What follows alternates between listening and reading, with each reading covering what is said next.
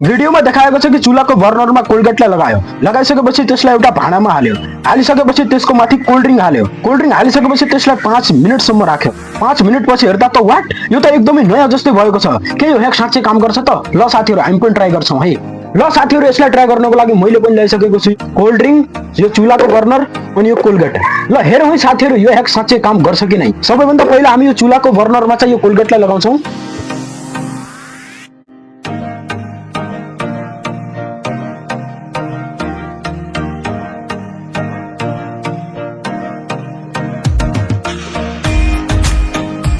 ल साथीहरु, मैले चाहिँ यसमा राम्रोसँग कोलगेटलाई लगाइसकेको छु। अब यसलाई एउटा भाँडामा राखेर त्यसको माथि कोल्ड ड्रिङ्कलाई हाल्छौं है। यसको माथि यो हाल्छौं कोल्ड ड्रिङ्क।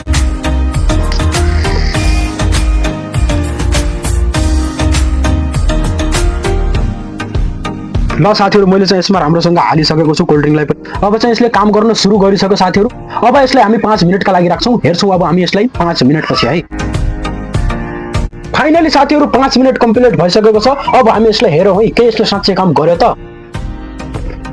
ल साथीहरु, हेर्नुस् त, यसले अलिअलि कलर चेन्ज गरिसकेको छ। अब हामी यसलाई हेरौँ है। यसलाई चाहिँ अलि घिसारेर चेक गरौँ है साथी।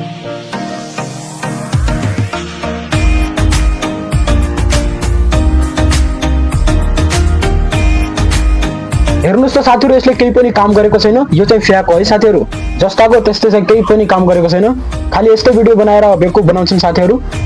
ल साथीहरु, यसले चाहिँ तपाईहरु आफ्नो घरमा ट्राई नगर्नु होला। यो चाहिँ फ्याक भिडियो है साथीहरु।